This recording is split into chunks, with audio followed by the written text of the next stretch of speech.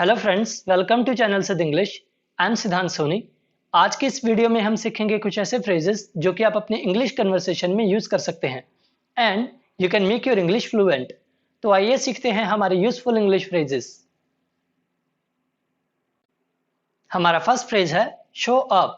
Show up का मतलब होता है दिखाई देना या फिर नजर आना। हम इसका यूज कैसे करेंगे? फॉर एग्जाम्पल, कई बार हम पूछते हैं आप तो पार्टी में दिखाई ही नहीं दिए। इसे इंग्लिश में कहते हैं you didn't show up in party. You didn't show up in party. आप तो पार्टी में दिखाई ही नहीं दिए। You didn't show up in party. हमारा नेक्स्ट फ्रेज है स्क्रू अप।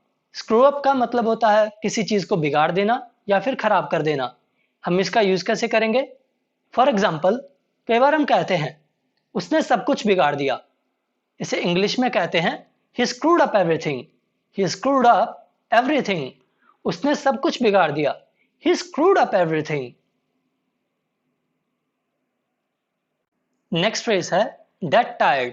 Dead tired का मतलब होता है बहुत थका हुआ। हम इसका यूज कैसे करेंगे? फॉर एग्जाम्पल, कई बार हम कहते हैं वो बहुत थकी हुई लग रही है। इसे इंग्लिश में कहते हैं she is looking dead tired. She is looking dead tired. वो बहुत थकी हुई लग रही है। She is looking dead tired. Next phrase है फिंगर्स क्रॉस्ड। फिंगर्स क्रॉस्ड का मतलब होता है बेस्ट ऑफ लक। जब कहना हो बेस्ट ऑफ लक तो आप कह सकते हैं fingers crossed. Best of luck, fingers crossed. हमारा नेक्स्ट फ्रेज है get rid of. Get rid of का मतलब होता है किसी व्यक्ति या फिर चीज से छुटकारा पाना। हम इसका यूज कैसे करेंगे? फॉर एग्जाम्पल, कई बार हम पूछते हैं क्या आप मुझसे छुटकारा पाने की कोशिश कर रहे हो। इसे इंग्लिश में कहते हैं are you trying to get rid of me. Are you trying to get rid of me. क्या आप मुझसे छुटकारा पाने की कोशिश कर रहे हो? Are you trying to get rid of me. Next phrase है all at once. All at once का मतलब होता है अचानक। हम इसका यूज कैसे करेंगे? फॉर एग्जाम्पल, कई बार हम कहते हैं अचानक मैंने एक तेज आवाज सुनी। इसे इंग्लिश में कहते हैं all at once I heard a loud noise.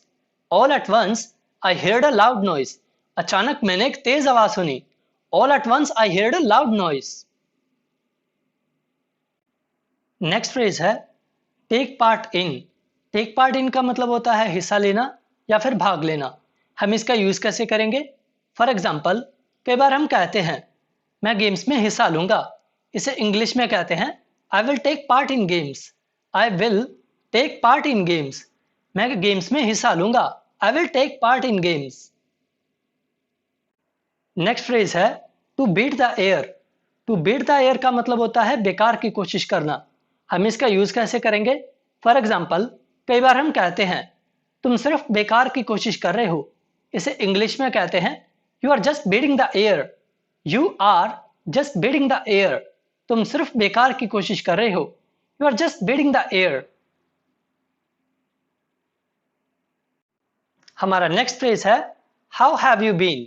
How have you been का मतलब होता है आप कैसे हैं। जब किसी से हालचाल पूछना हो तब आप कह सकते हैं हाउ हैव यू बीन। आप कैसे हैं? How have you been. Last but not least हमारा फ्रेज है जब हम एक प्लेस से दूसरे प्लेस पर जाते हैं तो जाने से पहले कई बार हम कहते हैं मुझे अब चलना चाहिए। इसे इंग्लिश में कहते हैं I should get going. I should get going. मुझे अब चलना चाहिए। I should get going. So friends, this was all about our today's video. अगर आपको वीडियो पसंद आई हो तो प्लीज इसे लाइक कीजिए, शेयर कीजिए and don't forget to subscribe my channel Siddh English. Keep watching, keep learning.